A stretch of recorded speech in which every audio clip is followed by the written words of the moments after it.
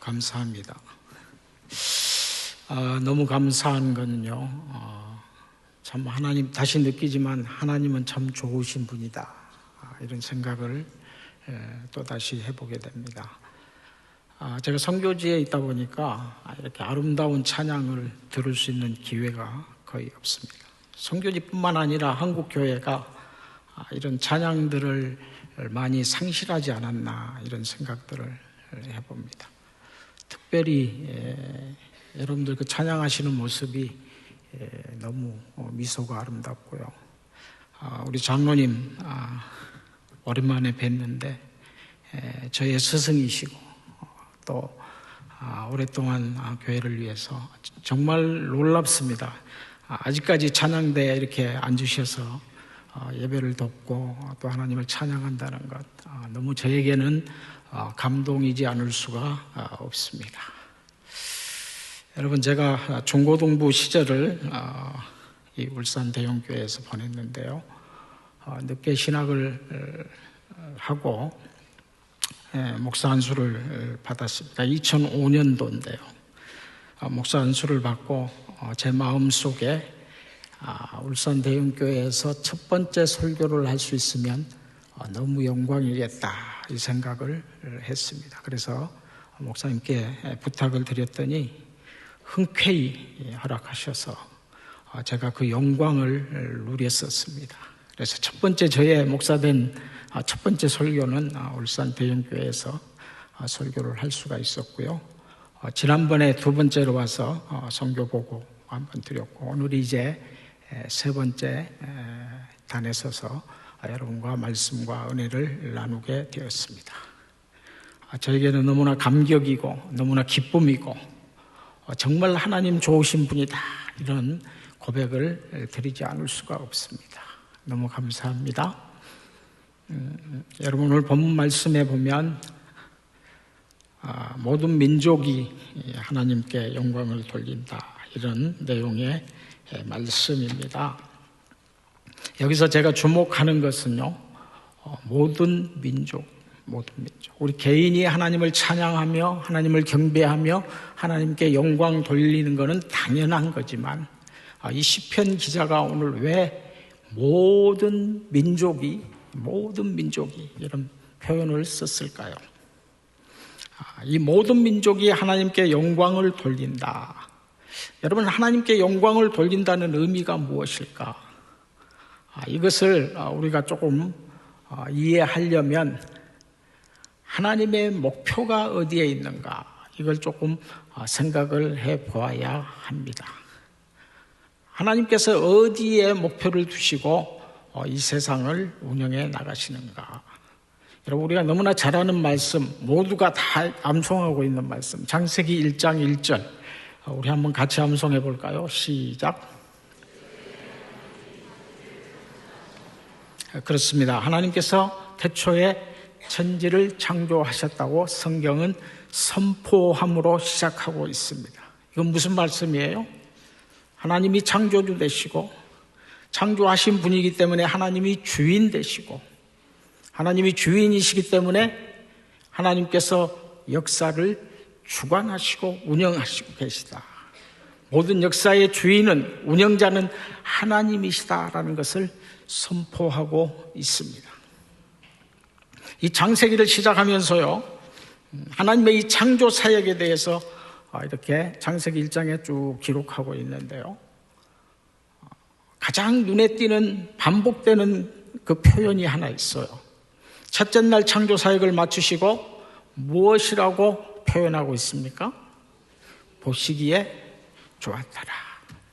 두 번째도 마찬가지고, 여러분, 마지막 창조를 마치시고는요, 어떻게 표현했어요?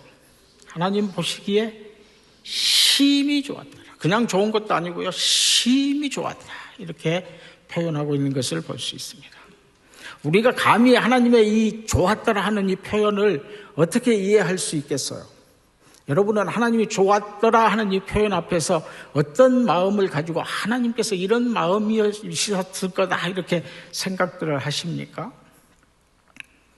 그냥 막연하게 우리가 이 하나님의 마음을 이렇게 넘길 수가 있어요. 그냥 좋으셨는 모양이다 이렇게 생각할 수가 있습니다. 그러나 제가 생각할 때는요, 여기에는 우리가 표현할 수 없지만 이런 마음이 아니었을까 이런 생각을 해봅니다. 제 경험에 작년에 제가요 아들이 둘이 있는데 작년 9월 달에 두 아들을 한 달 안에 다 결혼을 시켰습니다.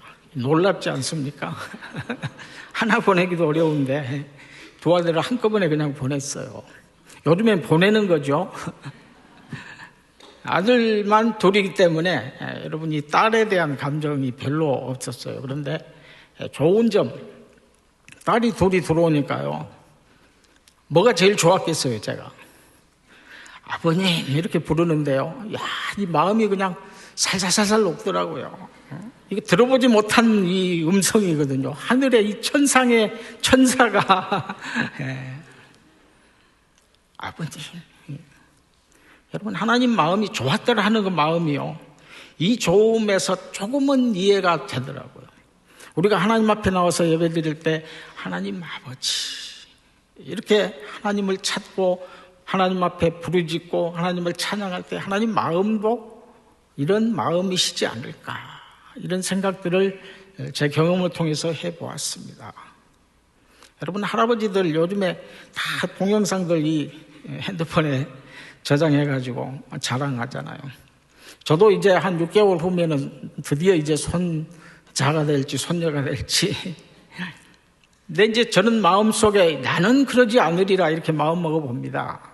그러나 그 마음이 뭐 마음대로 될는지 모르겠어요. 친구들 만나면 다 그냥 그거 보고 그냥 자랑하느라고 정신이 없어요.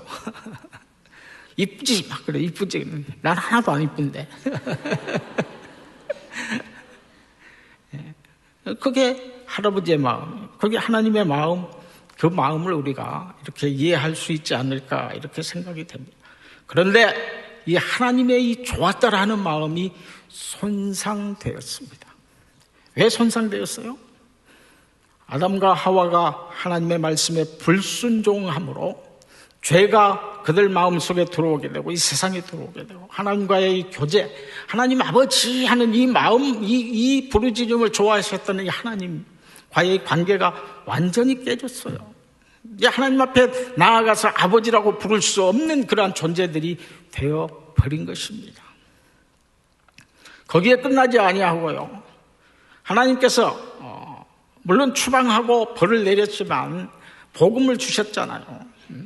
인간들에게 기회를 주셨어요. 그럼에도 불구하고 인간들이 얼마나 악했는지 우리가 창세기 6장을 통해서 볼 수가 있어요.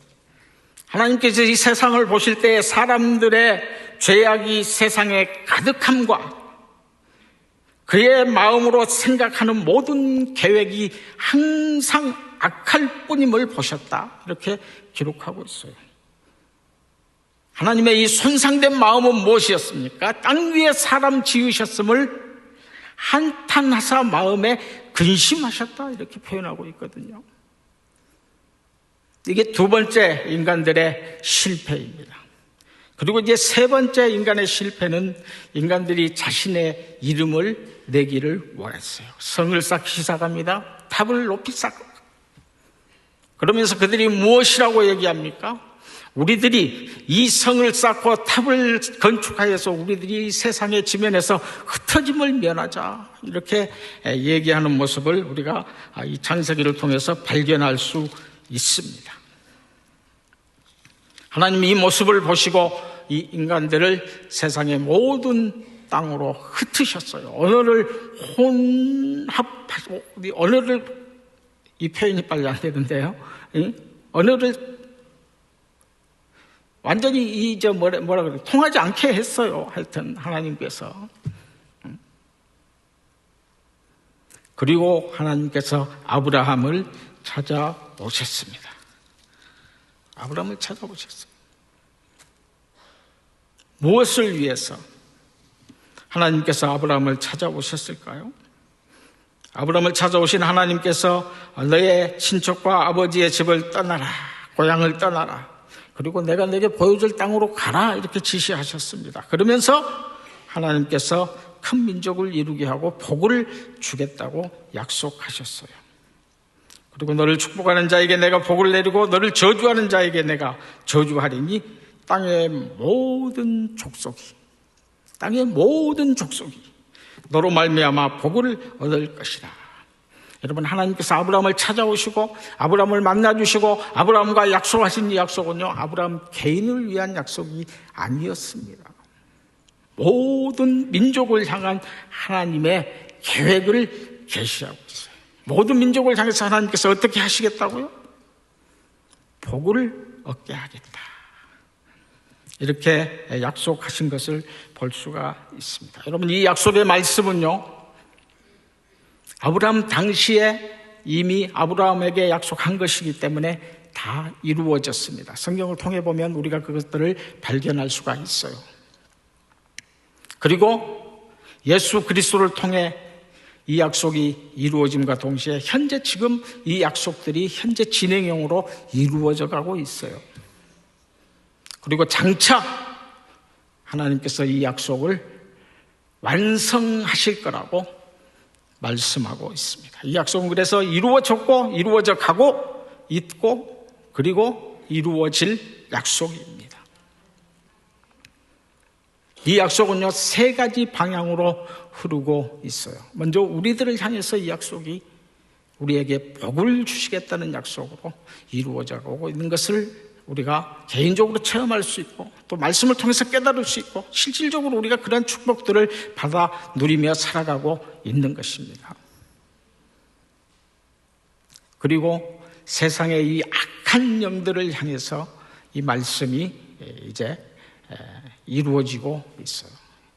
여러분, 하나님의 계획 가운데 모든 민족들을 복을 주기 위해서는요, 필수적으로 이 복을 못 받도록 막고 방해하는 이 방해꾼을 제어해야 합니다. 제거해야 됩니다. 그래서 하나님의 이 약속의 말씀은요, 악한 영과의 전쟁이에요.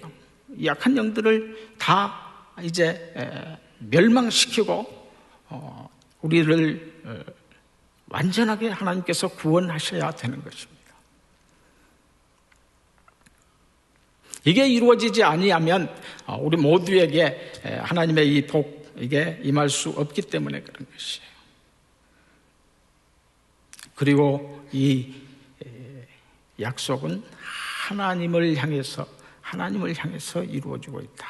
이렇게 표현할 수가 있겠습니다. 이건 무슨 말이냐면은, 여러분 쭉 하나님께서 이 모든 민족을 복을 주시겠다 하는 이 약속은요, 하나님의 이 손상된 마음을, 이 좋았던 감정들이 깨어진 이 마음을 모든 민족들이 하나님 앞에 나와서 예배하고 하나님을 찬송하고 하나님을 칭찬하고 하나님께서 행하신 일들을 고백하고 모두가 함께 얘기하는 그것으로 하나님께서 회복시키시겠다라는 그런 계획을 세우시고 아브라함을 찾아오신 것이에요. 여러분, 요한계시록은 무엇을 우리에게 계시합니까? 악한 영을 향해서 그들을 심판하실 것을 예언하고 있어요. 죄악을 심판하실 것을 예언하고 있습니다.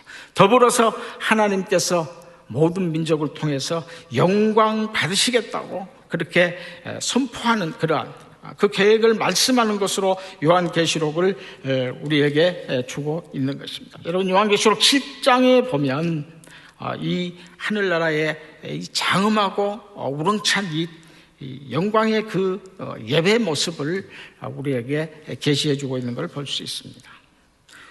7장 9절부터 보면은요, 각 나라와 족속과 백성과 방언에서 이 모든 민족들이 능히 셀 수 없는 큰 무리가 나온다.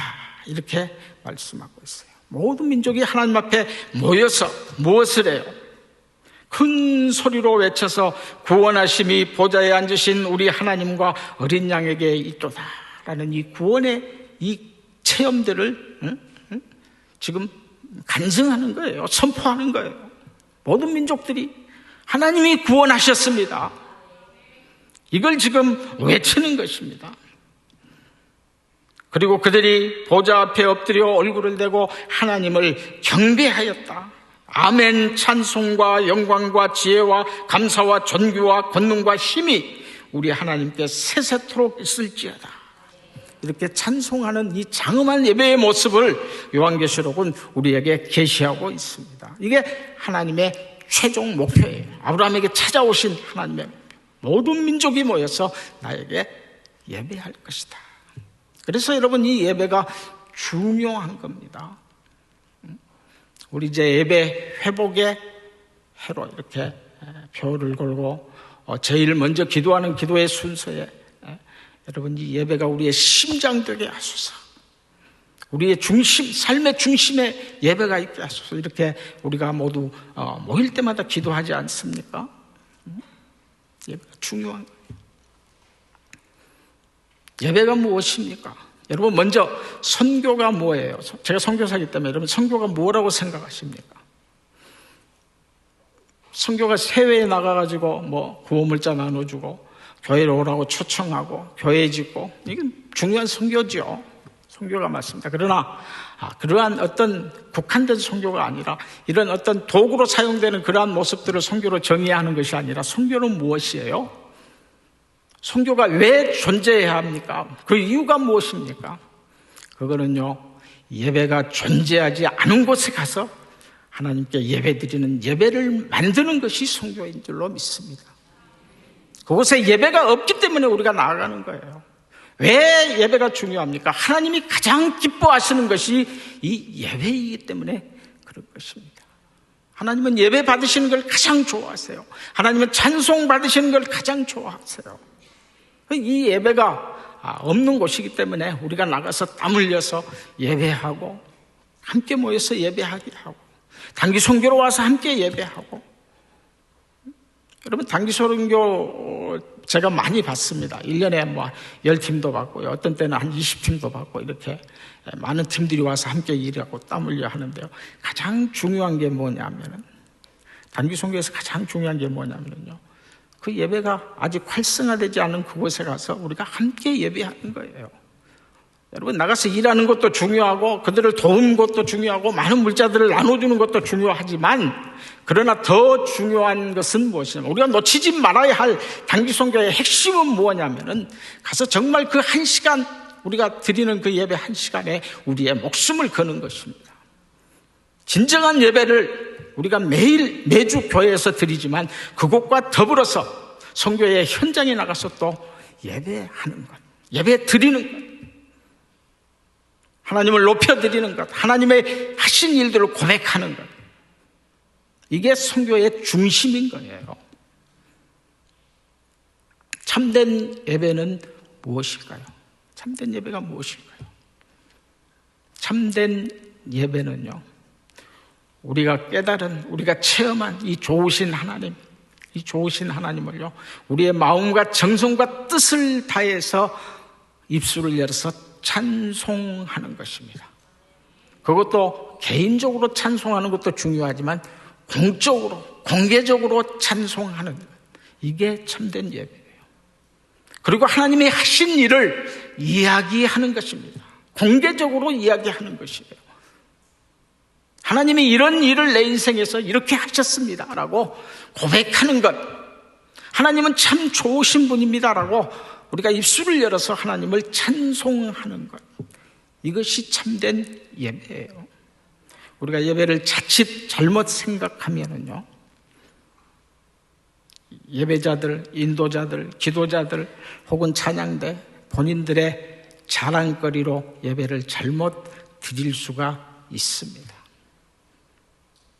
그러나 예배의 대상은 누구예요? 청중이 아니에요. 여러분들이 예배 받는 대상이 아니잖아요. 하나님이 예배 받으시는 대상이에요. 하나님께서 받으셔야죠.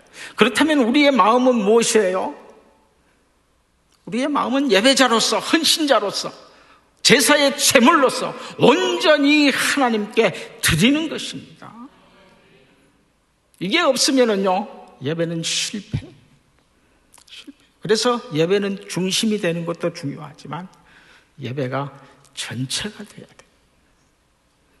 우리 삶의 전부가 되어야 됩니다, 여러분. 예배를 꼭 공적으로 모여서 드리는 이 예배가 얼마나 중요한지 몰라요. 이게 선교예요, 여러분. 세상이 우리 교회를 볼 때, 저 집단들은 매주 주일마다 모여서 무엇을 하는지 교회로 모이는구나. 이 선교예요. 이게 세상의 빛이 되는 겁니다. 우리와는 좀 달라. 이거 보여주는 거죠.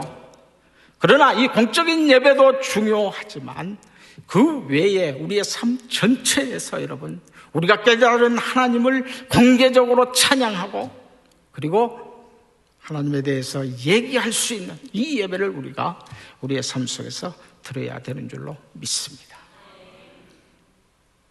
여러분, 더불어서 우리가 이러한 예배들을 드리는 것을 하나님께서 제일 좋아하신다. 이 예배의 시간에 창조의 그 좋으심이 깨어졌던 그 마음을 하나님께서 하나님 스스로 어쩌면 치유하고 계시는지 몰라요. 여러분, 이 하나님의 영광은요, 양쌍 방향으로 이렇게 전달됩니다. 우리를 향해서 하나님의 영광이 예배를 통해서 무한한 하나님의 그 영광이 우리를 향해서 내려오는 거예요. 하나님의 영광이 우리에게 충만히 임하는 것이에요. 이게 얼마나 영광스러운 겁니까? 여러분들이 하나님 앞에 예배자로 나왔을 때 하나님의 그 빛나는 영광, 누구도 손상시키거나 누구도 더 첨가할 수 없는 그 완전하신 하나님의 영광이 우리에게 임하는 것입니다. 그러니까 예배자가 얼마나 중요해요. 얼마나 영광스러운 자리입니까? 이 자리를 여러분 왜 마다하겠어요? 우리가 감사함으로 받아야죠. 그리고 더 열심으로 나와야죠. 목숨을 걸어야죠. 우리의 심장 가운데 심어야죠, 예배를. 그와 더불어서 우리를 통해서 하나님께서 영광 받으시는 거예요. 우리를 통해서 하나님께서 이 영광을 통해서 가장 기뻐하시는 거예요. 이게 하나님을 향한 영광이에요. 여러분, 웨스트민스터 소요리 문답의 제1문이 무엇인가요? 인생의 제일 되는 목적이 무엇이냐 이렇게 묻잖아요. 그 답은 무엇이에요? 하나님을 영화롭게 하며 그를 즐거워하는 것이다. 우리가 잘 답을 알고 있고 다 고백하는 그런 내용들입니다만 우리의 제일 되는 목적은 하나님을 영화롭게 하는 것이에요. 하나님을 영화롭게 할 수 있는 가장 좋은 도구가 무엇이에요? 예배입니다. 예배밖에 없어요. 여러분, 하나님이 부족하신 분입니까? 우리의 물질을, 물론 예배 안에 우리가 드리는 정성된 예물이 포함되어 있어요. 그러나 하나님이 물질이 부족해서 우리에게 매어달려서 구걸하시는 분이에요? 그거 아니거든요. 하나님의 영광, 예배를 통해서 우리가 하나님의 영광을 드러낼 수 있습니다. 제일 되는 목적을 우리가 성취할 수 있는 방법은요, 하나님께 바른 예배를 드리는 것인 줄로 믿습니다. 저희 선교지 얘기를 조금 하려고 합니다. 선교 보고 시간이기 때문에 아시는 분들은 아시겠지만 저희는 전체 사역이 이제는 선교사님들을 돕는 사역으로 이렇게 자리매김을 했습니다. 저희가 하는 제일 중심적인 사역은 치과 진료 사역입니다. 1년에 저희들이 한 10,000명의 아동들을 치료합니다.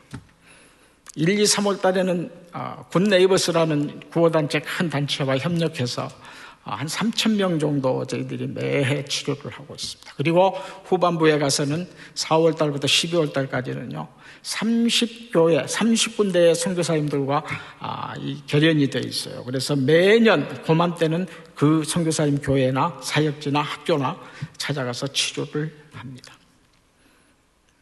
이렇게 치료하면은요 그곳에 하나님을 예배할 수 있는 그러한 분위기가 조성된다. 저는 감히 그렇게 믿고 이 사역을 감당해 가고 있습니다. 하나 더 이제 애드해가지고 이제 안경 사역을 그 전에 여러분 안경 많이 모아서 보내주셨죠.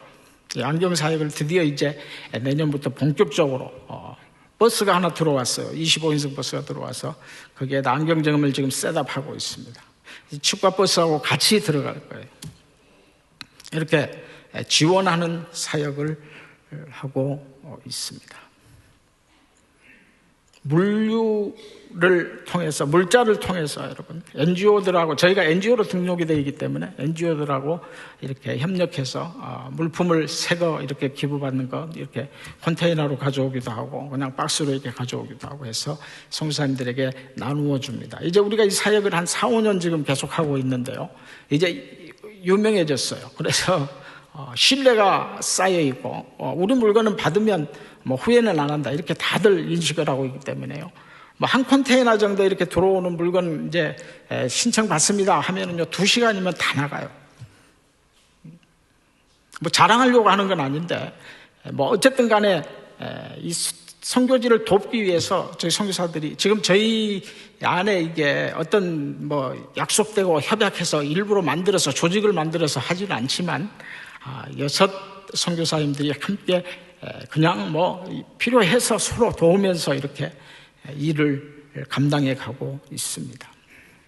그래서 이 물류 사업 이번에 물류비가 조금 잘못 우리가 계산하고 또 잘못 이렇게 서로 이해하는 바람에 발생이 해서 또 교회에 당회에 요청 드렸는데 귀한 현금을 해주셔서 또 잘 감당하게 되었습니다. 이 물류 사업 하죠. 아동 결련 사업을 하고 있습니다. 그래서 아동들을 결련해서 후원받아서 이렇게 장학금을 전달해 주면서 이동 도서관을 하고 있고요. 이번에 하나 더 시작한 게 똠네사 포수라고 여러분 들어보셨죠? 똠네사 포수에서 저희들이 이제 다니다 보니까 너무 열악해요. 수상 마을들이 너무 많은데 인구들도 많고 거의 뭐 메콩강 쪽하고 이 똠네사 포수하고 해서 이 수상 마을에 사는 인구들을 계산해 보면요 10만이 넘어갈 겁니다 아마. 저희가 지금 주로 사역하는 지역에 제가 파악할 때 한 3만 5천 명 정도 살고 있어요. 마을이 한 30개 이상 있어요. 그래서 이곳에 진료를 좀 해야 되겠다 이렇게 생각을 하고 관광하는 목선 한 50명 정도 타는 그러한 배를 하나 구입을 하였습니다. 지금 그 배를 이제 진료선으로 치과 진료선으로 이렇게 바꾸고 있어요. 그래서 내년부터는 이 배가 이제 똠네사 포수 수상마을 아주 어려운 열악한 곳에 가서 치료할 그러한 여러분 그 수상마을 그 오지에도요 선교사님들이 들어가 계세요. 그곳에서 예배를 드리고 계세요. 이 놀라운 일 아닙니까? 누가 정말 이 현지인들도 거기 가서 저희 의료진들에게요 치과 스태프들에게 들어가서 좀 한 2, 3일 거기서 숙식하면서 치료해라 그러고 보내놨는데요. 하루 딱 지나고 나서 전화가 왔어요. 도저히 못 있겠대요. 현지인인데도 왜 그러냐 그랬더니 그 물로 샤워하고 뭐 이랬더니 막 피부병이 옮아가지고 긁느라고 그냥 잠을 못 잤다고 그러면서 목이 물지요. 도저히 여기 살 수가 없다 이렇게 얘기를.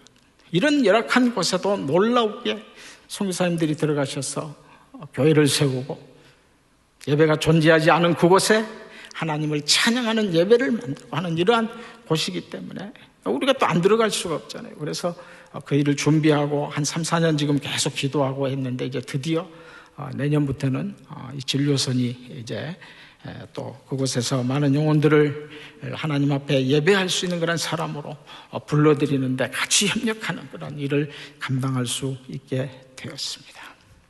여러분들이 기도해 주시고 이 캄보디아 사역이 하나님의 은혜 가운데 또 잘 감당되어져서 또 많은 그러한 예배자들이 하나님 앞에 돌아올 수 있도록.